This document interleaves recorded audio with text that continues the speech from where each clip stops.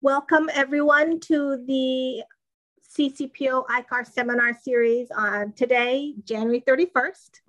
Welcome and thank you for joining us. Today, I have the pleasure of introducing Dr. Claire Knox from the School of Public Administration at the University of Central Florida, who is a colleague of mine and one of my favorite people to present on emergency management and coastal resilience. So I'm very glad that she's here to join us. Dr. Knox will be presenting on a kind of a longitudinal approach to her research, documenting lessons learned is not enough, post-disaster planning for coastal resilience. And just to kind of just give you a little bit of background, Dr. Knox is an associate professor in the School of Public Administration at the University of Central Florida, and also has joint appointment with the National Center for Integrated Coastal Resilience. She had some previous practitioner experience before joining the academy. And one of my favorite things to talk about in terms of her work is actually her co-edited book on cultural competency for emergency and crisis management, which I think is a must read for most of our doctoral students in emergency management, because it really speaks to some of the complex management issues that underpin emergency management. And you can't think about coastal resilience without thinking about coastal hazards and disasters and emergency management. So thank you, Dr. Knox. Thank you for joining us. I'll turn it over to you for the presentation. Great, thank you so much. And thank you for the opportunity to be able to present some of my research with you today. You know, we just had a chance to talk with some of the students, and the conversation is so rich. And so I'm so excited to be with like-minded people. Today, my presentation includes examples primarily from Louisiana and Florida, and I'll highlight some of the lessons learned going all the way back from Hurricane Andrew through Katrina through the compounding disasters of 2020. Now, I love studying post-disaster plans, policies, and reports. And as a profession, we're constantly learning from past disasters to improve all phases of emergency management. And while it's easy to document the lessons learned, it's not so easy to implement them due to political, financial, and organizational challenges. This in part drives my passion to analyze plans and policies post-disaster to try to find that disconnect to help our coastal communities become more resilient. This is where I'm from. I'm from coastal Louisiana. I'm Cajun. And with a football field amount of wetlands being lost every 45 minutes, coastal Louisiana is experiencing the highest rate of loss in the continuous U.S. Specifically, Louisiana has lost more than 2,000 square miles of land since 1930s, which in this map is highlighted in red and yellows and oranges. The primary cause is subsidence of the land as well as sea level rise, both of which contribute to saltwater intrusion that is deteriorating our freshwater vegetation. Additionally, we have a very active oil and gas industry that, with the withdrawal of the minerals, is accelerating the subsidence rate. In fact, the time it takes for me to present to you this afternoon, you will have lost your football stadium, Ballard Stadium. So keep that in mind as we have this presentation. So most of you are very familiar with the idea of resilience, and there is a wonderful, rich literature. It is defined by the National Academies of Science as being the ability to prepare and plan for, absorb, respond, recover from, and more successfully adapt to adverse events. And that really ties in right to all those phases of emergency management. But measuring community resilience is challenging, but it is essential if we're going to try to make a mark to understand where are we at, and then how are we going to move the needle forward. Recommendations and lessons learned during the response and short-term recovery phases link directly to long-term planning efforts. And while the idea of long-term resiliency planning is essential for a community's ability to be resilient, it is often underutilized because of a lack of capacity at the local government level. Finally, we know that from the planning literature that if we can link land use plans with our hazard mitigation principles, we end up with more resilient communities. Yet is this being done in practice? And so this is where my research comes in. I have spent over a decade analyzing these post-disaster plans, reports, policies, and trying to see, can I find evidence of them being evidence of them into the land use plans at the local government level. And so we'll take our first trip back over to coastal Louisiana, and we see that after Katrina in 2005, there was a large policy window that opened up, and out of it came a number of different plans and policies. Most notable, and for my research, is the Louisiana Comprehensive Master Plan for a Sustainable Coast. It was adopted and updated in 2012 and then again in 2017. When it came out in 2007, it was the first large scale restoration plan in the United States to link restoration planning with hazard mitigation. This is huge. You look at other large scale restoration plans, most notably the Everglades, it does not include hazard mitigation components. However, with no home rule, there was no mandate for local governments to adhere to this plan. In fact, they estimated it would be about $50 billion to actually implement this plan, which, where would this money come from? Well, luckily for coastal Louisiana, the BP oil spill happened. And with it came the Restore Act and a lot of funding that helped to spur a lot of the projects that had been anticipated for this particular coastal master plan. However, analysis came out that indicated that many of the parishes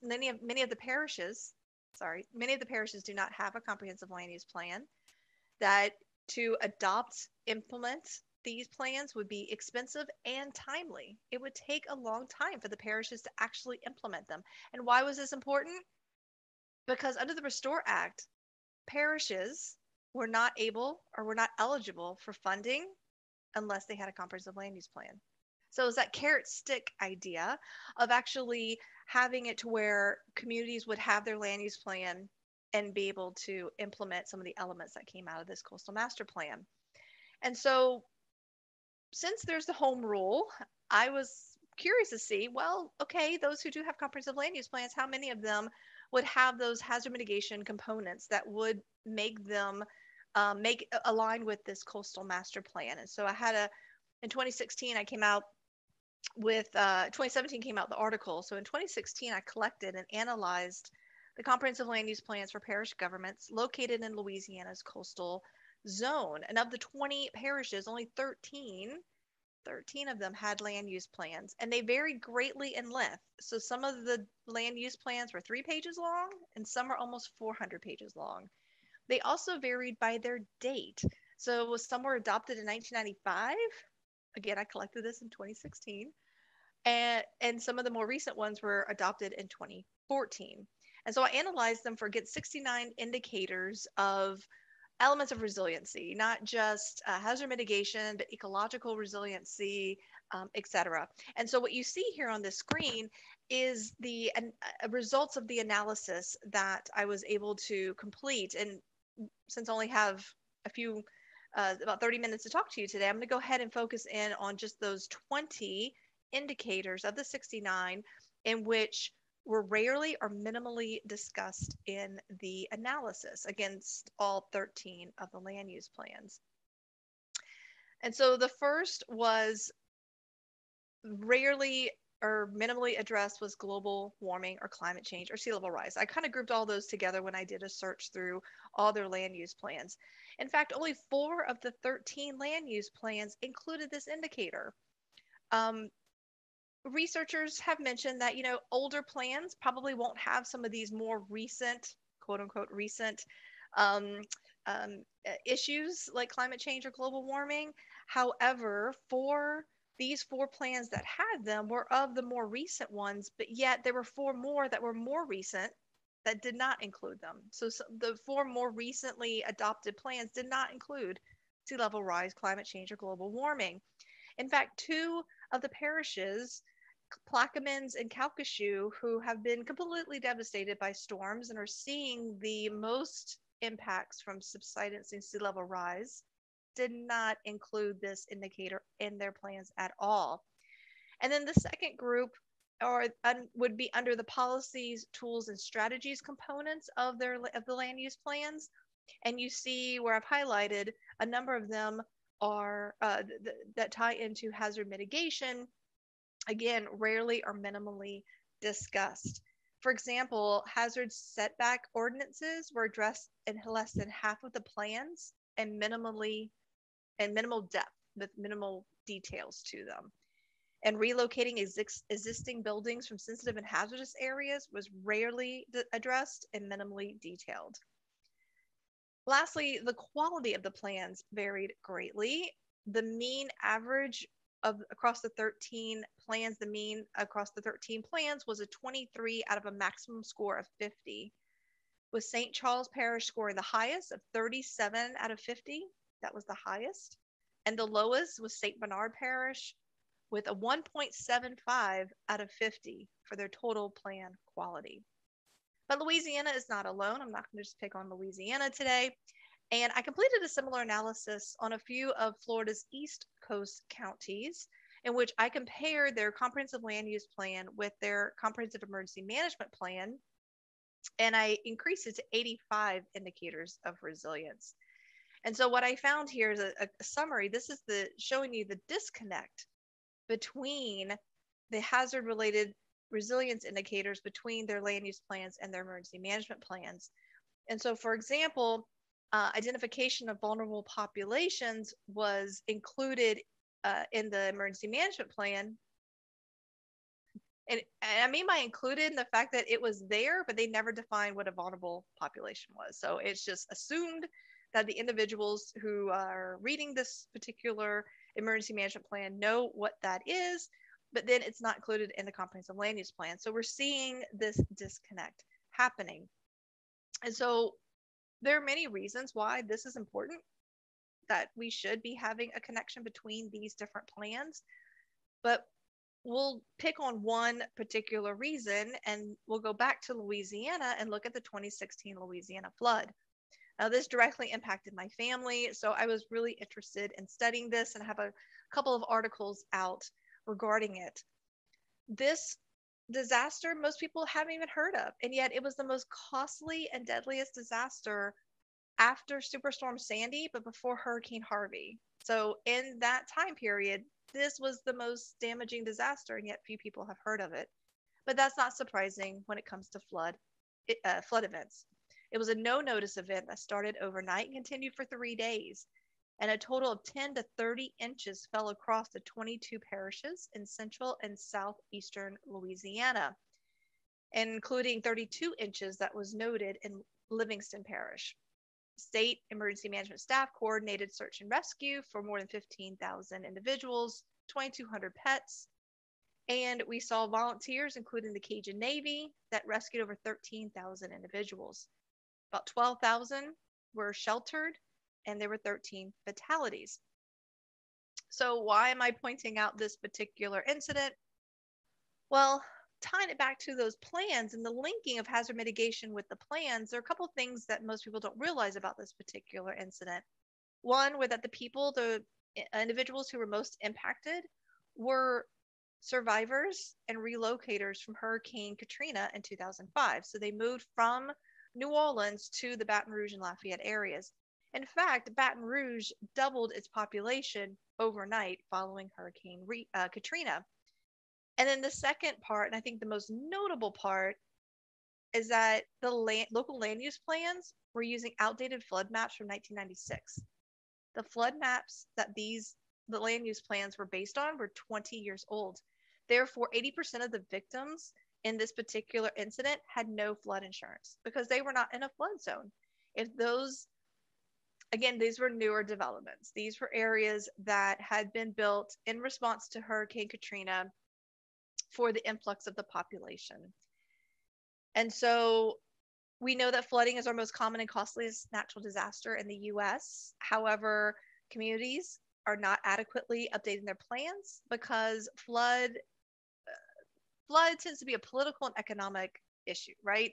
And so when I do interviews and I talk to people, especially those in the decision making, have the decision making powers, we see quotes and justifications uh, that it will lower property taxes, quote unquote, and that it will prevent us from increasing our business opportunities. Yet we know for every dollar spent on natural hazard mitigation, there's a $6 return to the economy. And so, this is something that we all know, right? But how can, what are those challenges? What are those things that are preventing us from linking these different plans together? And I don't want to just pick on Louisiana, because here is Texas after Hurricane Harvey. And so we are seeing that the newer subdivisions were built in watershed areas. And so again, this is just another reason to connect those emergency management and land use plans. And so why do I keep harping on this, right? Why do I keep harping on the fact that we need to link these plans together? Well, if you look at hazard mitigation plans and emergency management plans, they do not have legal standing. A comprehensive land use plan does. And so as we see, when there is a disconnect and we're allowing development to happen in flood prone areas, especially floodplains, it increases the vulnerability of our residents. And so I ask again, why is this important? Well, let's go look in coastal Louisiana to the first federally funded climate change resettlement plan. And this is the island Ile de Jean Charles. This is myself with Chief Dardar, who is still working with the federal government to relocate these individuals. This is a small island in Louisiana's southeastern coast, where it has lost 90% of its original landmass since 1955. The majority of the residents belong to the Biloxi, Chicamacha, Choctaw, Native American tribes. And in January 2016, the U.S. Department of Housing and Urban Development provided this community with a $48 million grant to relocate. This was the third attempt to relocate these individuals, and approximately half are still resisting as their heritage and their culture are interwoven into this disappearing landscape. And yet, Louisiana is not alone. Coastal communities globally are struggling with planning for, mitigating, and managing these coastal hazards. The UN predicts that by 2050, the effects of climate change will displace approximately 50 million people, up to 200 million people. Therefore, leaders from around the world are watching and monitoring what's happening at Ile de Jean Charles and their resettlement plan, which is the first of its kind, as an effort to mitigate and respond to this ongoing coastal hazard. So now let's head back to Florida and let's look at Hurricane Irma. It was the seventh named storm in a 2017 hurricane season, which broke records before we had the 2020 hurricane season. Irma made two landfalls, first as a Cat 4 in Koju Key, and then as a Cat 3 in Marco Island. And most noticeable was the unpredicted path that the storm took and the size of it, which took up the entire state of Florida. Those evacuating were about 6.5 million people, which was the state's largest evacuation on record. And those remaining were who did not evacuate but were not able to stay in their homes, was about 200,000 people that filled 700 shelters. The destruction was primarily experienced in central and southern Florida, with over 6.7 million people without power from a few days to a few weeks. And so using the same, I was curious, okay, so we have seen and documented evidence of lessons learned throughout Florida's history, especially going back to Andrew.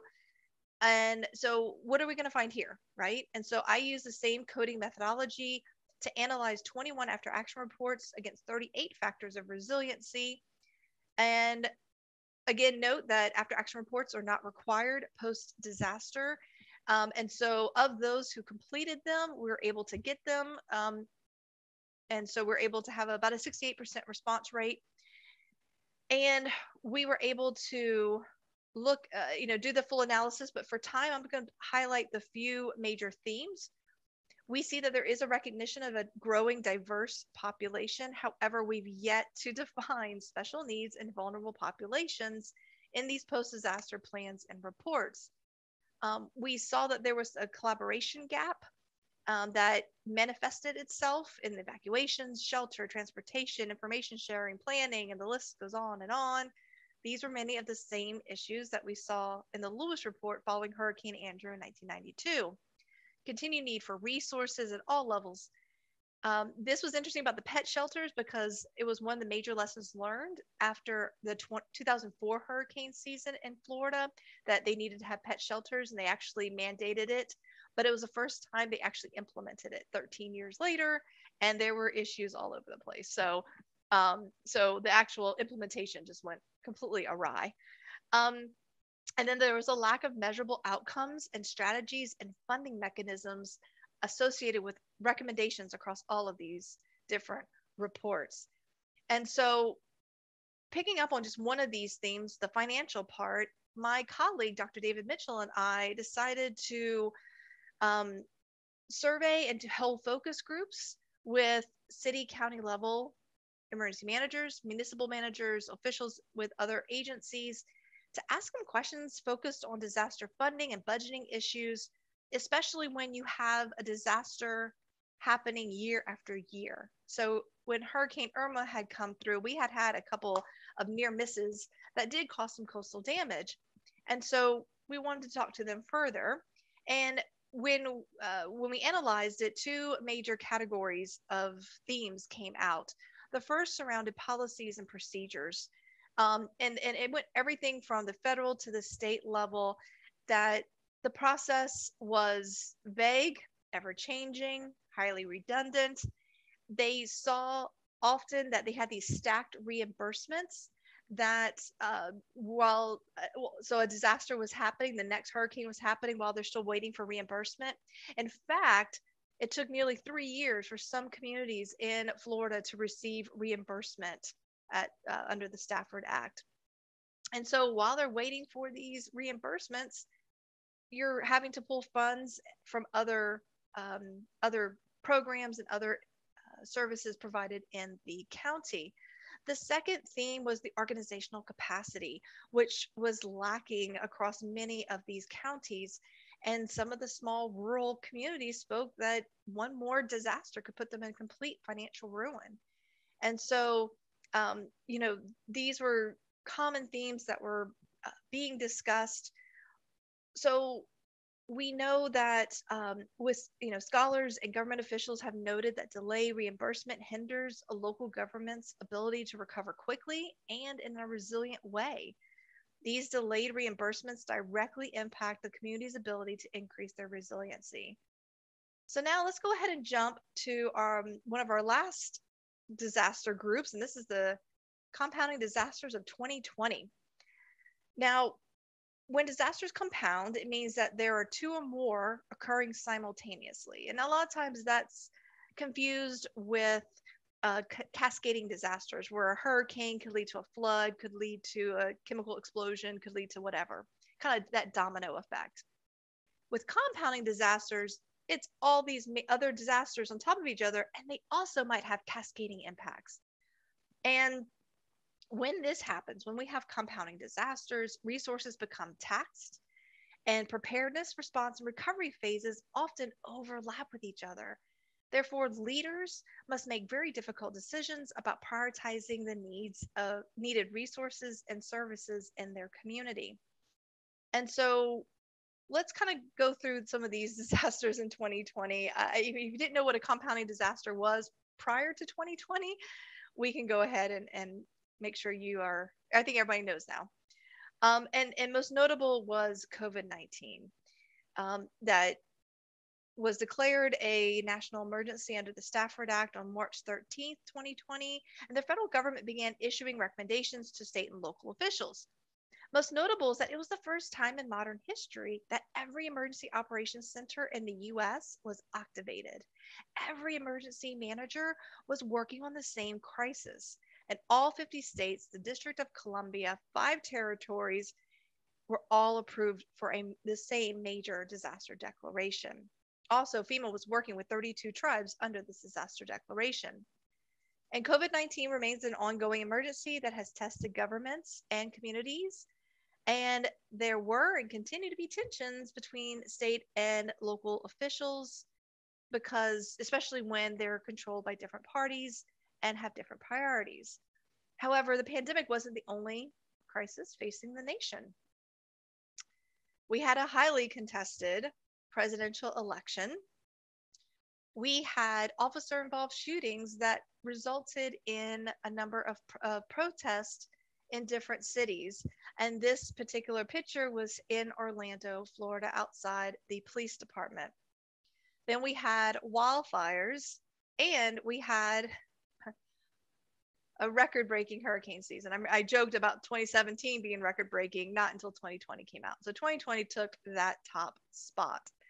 And so while due to the prolonged nature of COVID-19, compounding disasters were inevitable as hazards and disasters continued to occur. And so as we see in this next slide, there were $22 billion disasters that impacted the United States in 2020. And this was primarily, you can see that most of them were primarily in the Southeast region.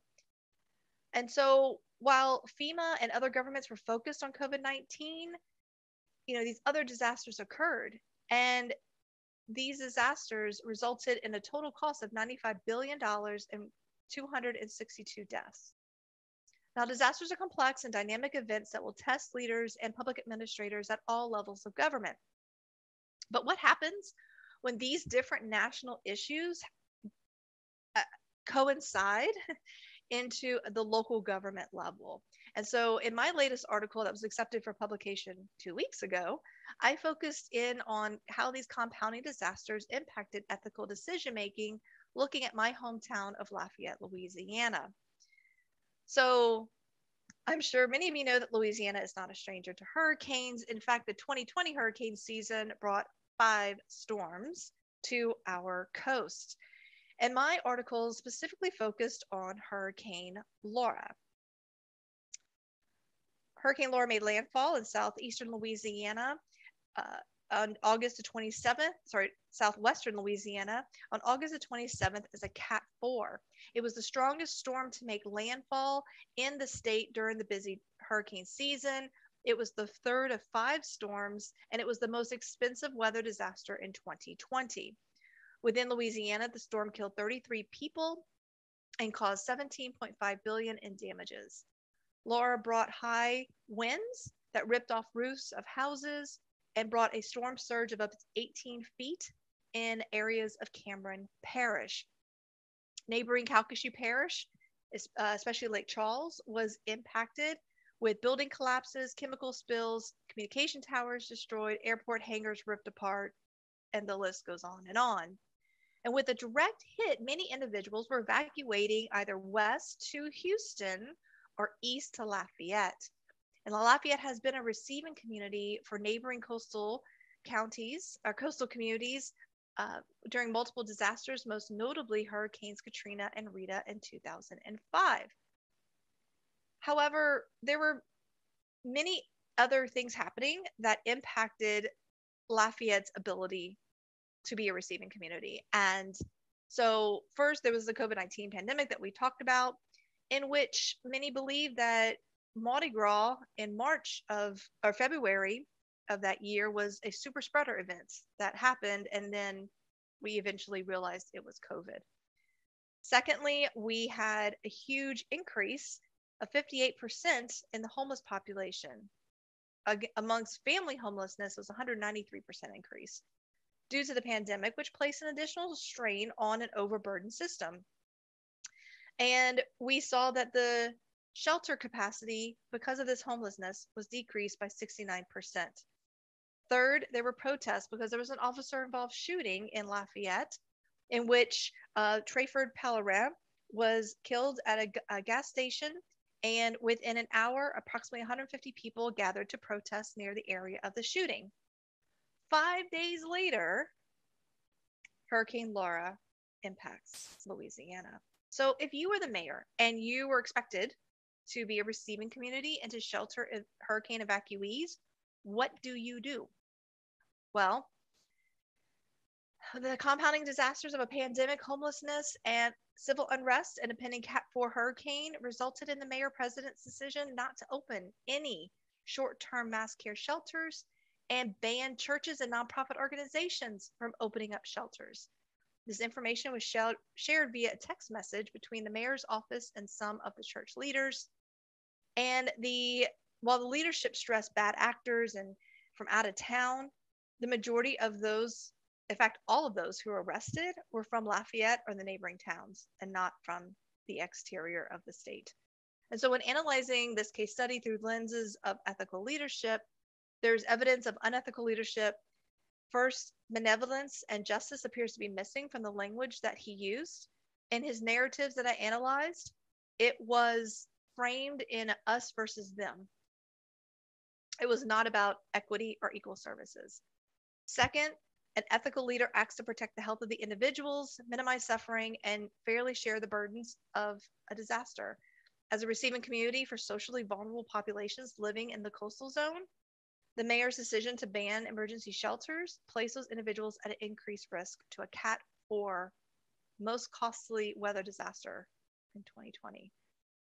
Third, the lack of openness and transparency in which the decisions and discussions about banning the shelters occurred over text messages was not released to the public until journalists from the local newspapers pressured the administration. And this case study is not unique to Lafayette. When disasters compound, resources become taxed. Those phases of emergency management often overlap, and leaders must make those difficult decisions about how to prioritize those needed services and resources. And these are really hard decisions, and they're not going to become it's just going to continue. And so finally, are we planning for coastal resilience? After more than a decade of studying post-disaster plans and policies, there remains a disconnect between documenting lessons learned and incorporating them into legally binding comprehensive land use plans. If we want to be resilient and keep from repeating mistakes, this is a critical element missing in our communities. This picture right here is from Hurricane Michael in 2018 in Florida's Panhandle, in which building codes that went into effect following Hurricane Andrew in 1992 were not being implemented in the Panhandle of Florida, mainly for political reasons. Compounding disasters highlight the need to increase the local government's capacity to respond to and recover from these disasters, and local governments will continue to struggle with adopting and implementing these best practices. If 2020 taught us nothing else, disasters continue to impact populations unequally. Plans must more adequately account for social vulnerabilities. We need to actually define what social vulnerabilities are in these plans. Failure to do so will continue to negatively impact lives. The federal agencies are required to include social vulnerable populations in their emergency management preparedness, response, and recovery plans. It is not required at the state or local government levels, and we need to change this. The fiscal strain posed by disasters, especially compounding disasters, tests a community's resilience. If increasing the resilience to disasters is based in part on financial or fiscal sustainability, then the current fiscal system of post-disaster reimbursement may be fatal to those efforts. Finally, no plan is perfect. However, the planning process is an essential element of a disaster resilient community. Each disaster provides an opportunity to learn and to improve, to make institutional changes, modify existing plans and policies, strengthen collaborations between all sectors and levels of government, especially with faith-based organizations, and to educate the public. Yet many local governments lack the capacity to implement these changes, to execute these plans, and in some cases, they don't have the capacity to even document the lessons learned. As the nation sees an increase in the frequency and intensity of weather-related and human-induced disasters, the resilience and capacity of these communities will continue to be tested. These are just some of the publications I talked about that highlight the research that I presented today. And I also like to do a shameless plug for my book. cultural competency for emergency and crisis management, which stemmed from so much of this research that I've done and knowing that there was a need to do these case studies. And it won the 2021 Book of the Year from ASPA. Thank you. Thank you, Dr. Knox. I'd like to open it up for questions from the audience. You can unmute yourself and ask a question, or you can also type your questions in the chat. Jim? Yeah, this is going more towards a total resilience picture.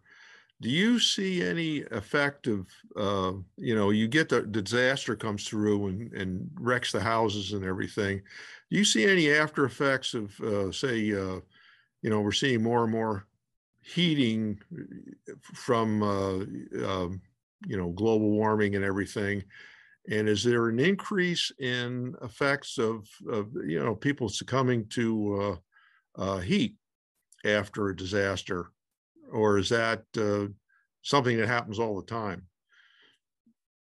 Thank you. So so it's a great question. I personally don't focus in on the heat components. I am more of a hurricanes, flooding kind of scholar. So I will say this in, anecdotally from what I've seen in the research is that as a whole, while we're supposed to be all hazards, whole community, that isn't always the case in some of our communities. Again, some of that ties back to the capacity for some of our local governments to be able to plan adequately for all hazards. I think more telling is that the fact that, for example, here in Florida for a while, we couldn't say climate change. Yeah. We couldn't see sea level rise, right? And so just the fact that a lot of what you're talking about corresponds with climate change, that political oversight prevented some of the some planning that could have happened. Right. And I'm not saying it's even across all communities, but there was definitely some effects that we saw and were able to measure. Thank you. Oh, you're welcome. It's a really great question because you're right. Climate change isn't just about sea level rise. There's so many different impacts that we're going to see come from it. So thank you. And they get worse. Yes, sir, they do. And I just have an article under review right now that looks at all of the 20 years of climate change articles in the top 10 public administration journals. There's not that many. So what's interesting is that when you look at our mainstream public administration, we still aren't wanting to have the conversation. And I'll comment on that, and then I'll let John chime in. But I think that the fact that there's not much literature on climate change in public administration and policy journals is a little concerning because it speaks to the disconnect between the science and the policy, where you see, for example, in journals like Coastal Management, a lot more conversations about policy and management issues related to sea level rise, but it's not making itself into the mainstream public administration and policy journal. So it raises a question of who's having these conversations. And then, if the conversations are happening more in the science domain, how do we get to have that conversation also in the policy oriented and public affairs, public management discussions as well? John? Yeah, thank you. The compelling part of your presentation is that this is mainly a political problem because there are various management bodies that look at disasters after the fact, and they look at building and infrastructure before the fact, and somehow the system is going to have to force those entities to at least talk to each other, compare notes or something. I think that was the message that I took from what you said. So how does one get that to work? It's, you can imagine some state or state governments being progressive enough to see the problem and fix it. It's unlikely a national law will come into place. So where do we go? How do we fix this disconnect between the various management bodies, even in a local area? So, my town and your town are next to each other. How do we get them to talk to each other? Anyway, very broad question, but maybe you have some insights about how we can move forward. Sure. And I will preface that my insights are here in Florida. So I've had a chance to work with some of the regional planning councils. And that's where some of my research is funded to analyze these plans. And there's some really very good efforts that have been made by these regional planning councils to help with some of the capacity issues, right? If a local government doesn't have the ability to think about these big, larger resiliency issues, they are there to help them potentially recommend elements to put into their plans and or help them apply for grants. And so that has been beneficial to some of the communities that I've had a chance to work with.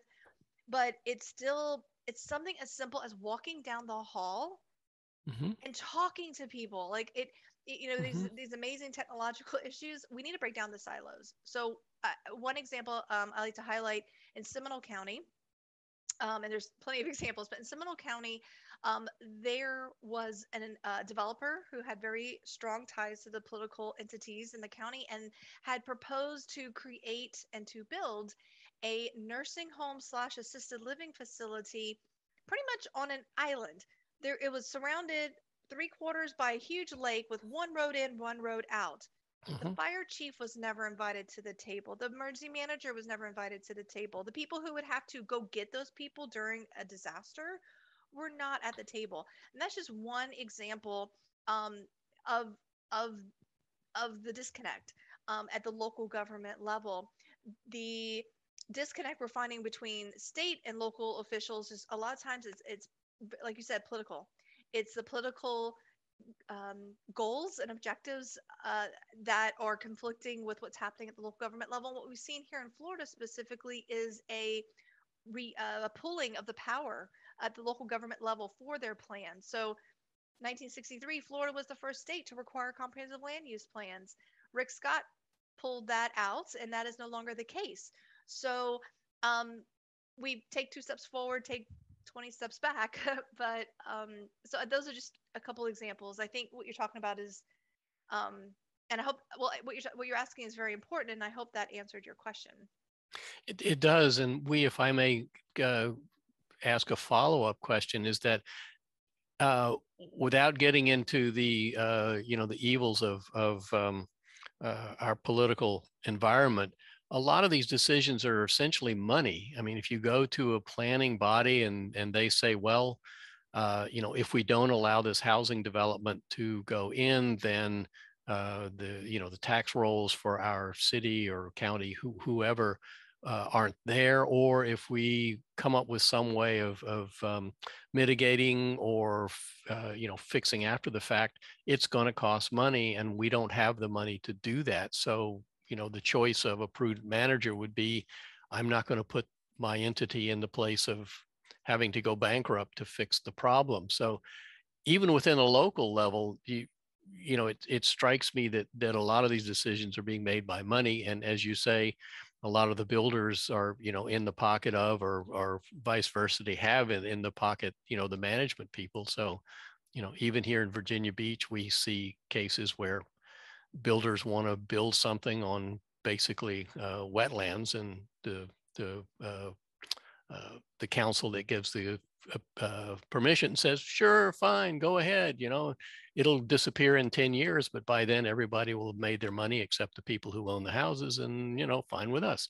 So again, how do we show that it's actually a practical economic choice to avoid these disasters, rather than getting bogged down into, well, I want you to do this and you don't want to do that? Can you make an economic argument that making these choices is the prudent thing to do? So again, another sort of very fuzzy question. Maybe you can say something about it. Well, and I think Dr. Youssef is probably the leading expert when it comes to the financial component behind a lot of these issues. What I will say, 2 things. One is that we know for every dollar we spend on mitigation, you get a $6 return on investment, but that still isn't enough to sway a lot of these decision makers. What we're seeing here in Florida, especially Southeast Florida down in Miami, is that you have a lot of banks that are no longer providing 30-year mortgages, because guess what? It is not going to be there in 30 years. Not going to be there in 30 years, yeah. So what I'm seeing is that, tying back to what you said with the money, is that so much of I think what's going to pressure these decision makers is going to be the finances and the money. And when the banks start saying, I mean, after the '04 hurricane season, all the insurance companies left. And we are starting to see this again. We're starting to see where it's just getting too expensive to continue to insure these and offer insurance to these coastal communities. So so that's one way to look at it, I think, is that might get their attention. That might. Problem we're having here in Central Florida as well is that we are going to be a massive receiving community thanks to climate change and sea level rise, to about 2.5 million people down in southeast Florida, down in Miami. There, about 2.5 million people are expected to relocate to Central Florida. And so right now, we can't build fast enough, but of course, we're destroying our wetlands and other ecologically vulnerable um, lands. But what I'm seeing also is that they're changing the definition of what is a wetland. They're changing a definition to be able to find like that loophole or that workaround to be able to allow the development to happen. So it's interesting to see the different strategies that they're partaking in. It's a difficult issue. Go ahead, sorry. I was just going to say that last year we had A.R. Siders from the University of Delaware talk about managed retreat and some of the ethical and challenges with receiving communities, as those who are in physically vulnerable areas are relocating to higher ground. We haven't really thought through these issues of receivership and how do we incentivize and ensure that there's infrastructure in the receiving communities. So that is, I think, an interesting question to move forward with. But I wanted to also respond to John in the sense that also part of the challenge is that we also have decision-making that happens at kind of the lay resident level. So we think about, for example, here in Virginia, a lot of our coastal localities have local wetlands boards. And these wetland boards are the ones that are making decisions about mitigation on private property in their locality. So if a homeowner wants to reduce coastal erosion by putting in a bulkhead, for example, those permits would go to a local wetlands board that's comprised of residents. And these are residents of that community that are making decisions for their neighbors. And the likelihood of bulkheads and armored solutions being permitted instead of living shorelines, which state legislation says is the preferred solution, is quite likely because nobody wants to say no to their neighbors, right? By the same argument, our planning commissions are made up of some elected officials and others are residents. And again, then they have to say no to strong business interests for development purposes. So there's a lot of kind of conflict in kind of the authority to make these decisions that I don't think we've really thought through either, in terms of how do we structure those decision-making bodies in a way that favors long-term decisions and outcomes that are environmentally or economically beneficial. Coming back to jump in, sorry, Claire, to jump in, I mean, it sounds to me that a lot of these decision-making bodies could be peopled by people with an agenda, in the sense that, if I want there to be no hard structures in all living coastlines, then I might sort of push myself onto one of these bodies so that I could kind of steer the discussion, or I could take the other attitude entirely, which is, build walls and that solves the problem. And then every problem that I'm presented with is solved by a wall. And so how do you maintain an ethical point of view of the people making these decisions? Is there any way to do that? Claire, maybe I should address the question back to you. How do you make sure that these bodies act ethically, however you define that? Ideally there's oversight, there's accountability standards that are in place for these different committees, but also the transparency. So, yep. When I was down in South Florida, doing my dissertation, I noticed that it was interesting that the destruction of some of the ecological features of the Everglades and the movement of the comprehensive land use plan westward into the Everglades was there were meetings that were not open to the public. There were meetings that were under the airport commission, which I'm like, I had to go dig for it, right? And I was a person who was interested in and focused and trying to find and trying to attend these things, right? Um, and so and I also saw where there were some county commissioners who, if they went against the grain and were speaking out on behalf of the environment, they quickly found themselves replaced. So, you know, I wish I knew the answer. I think there's a rich literature that tells us what we should be looking for and what that should involve.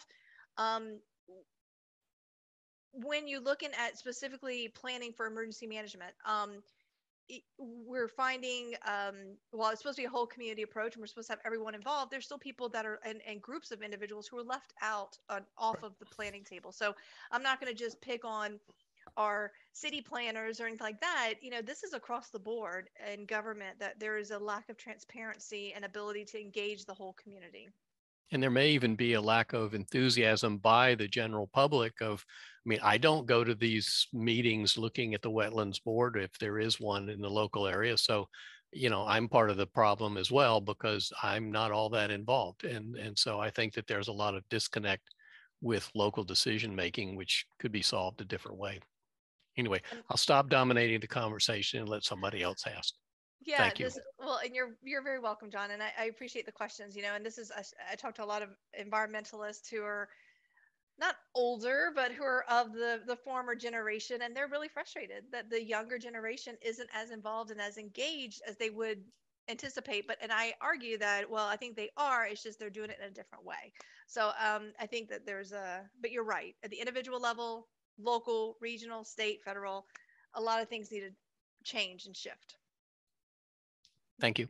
You're welcome. Other questions from the audience or comments?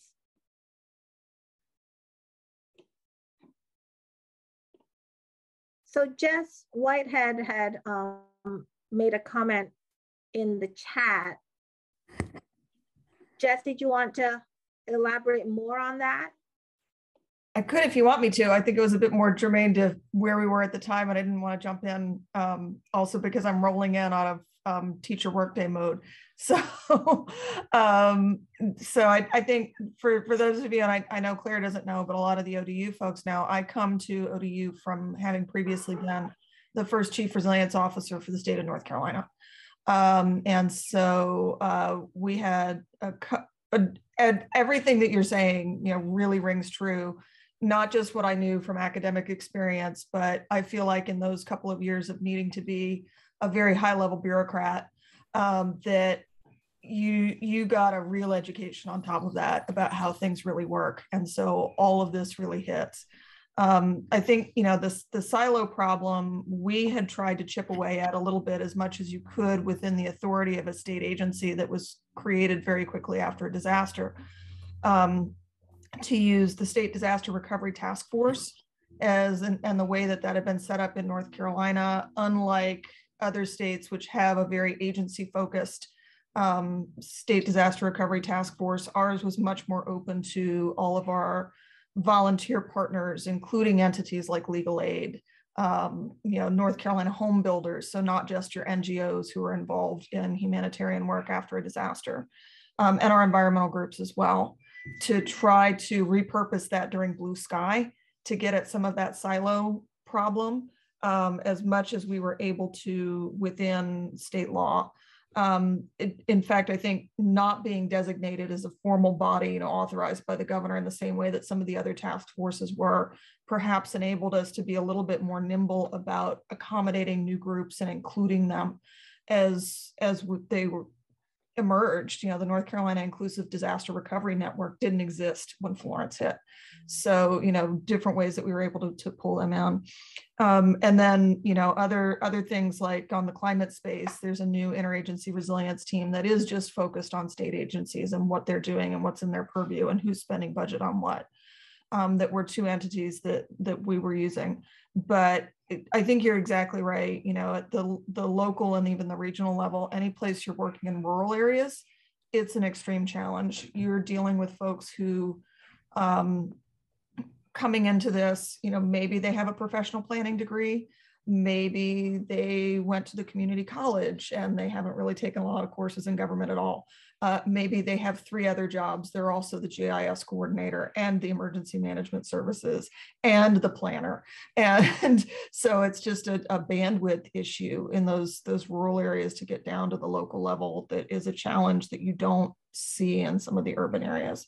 I did, though, have a question that was kind of coming to my mind as you were talking. And one of the things that, you know, I think when I got hired in North Carolina, the thought was let's hire somebody who's a resilience expert who has also been working on the ground at the local level, and then bring them in at the state level and have that competency come in at that level and see if it works. And it does, but it required a whole lot of education on my part about things like fiscal and procurement and legal, and I was best friends with our legal department, you know, all of these other, and the different ways, you know, thinking about, all right, if we were going to advocate for something, it wasn't within our power to do that.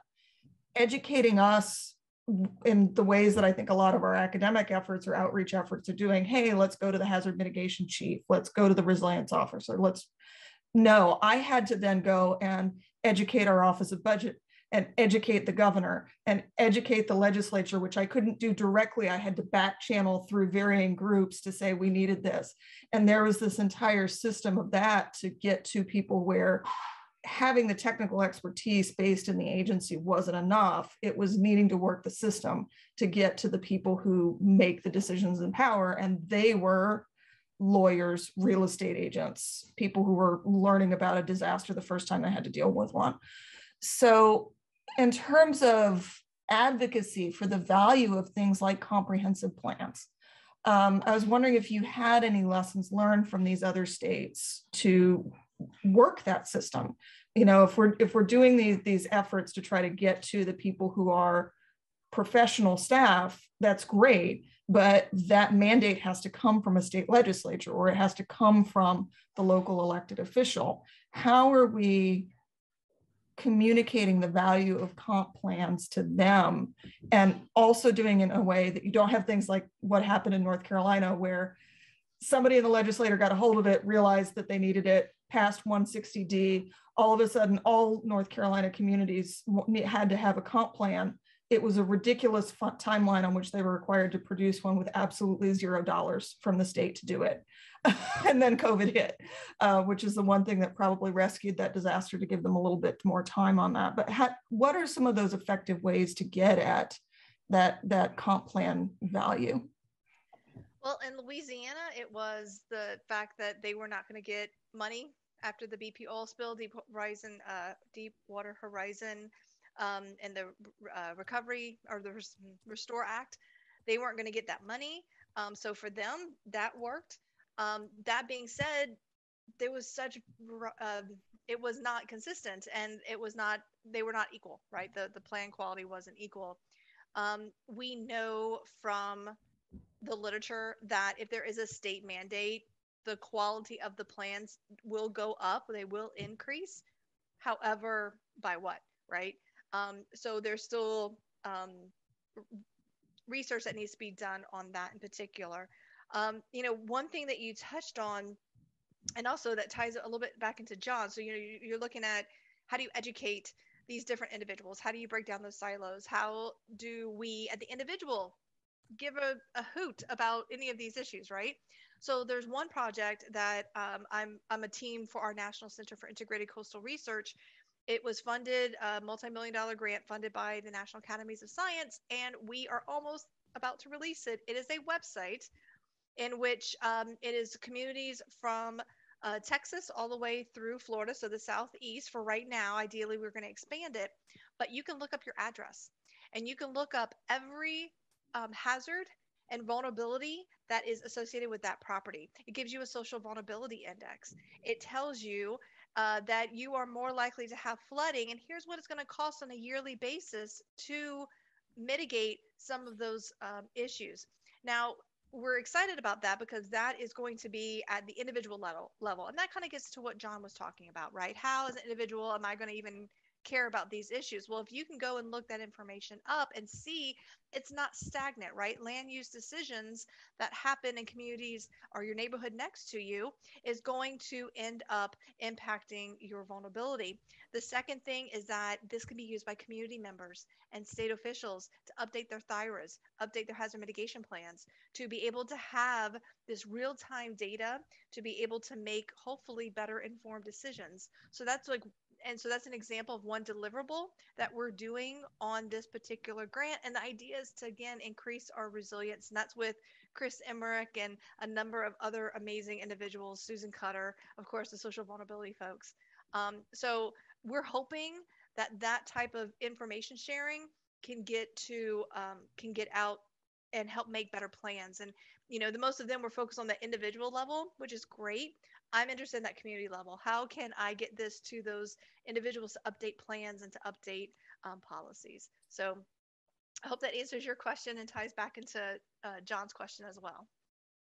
Yeah, thank you. Well, thank you, Dr. Knox, and thank you everyone for joining us. It is past 4:30, so I hope you enjoyed the seminar and I hope to see you next week. Thank you again so much. Thank This was you. amazing.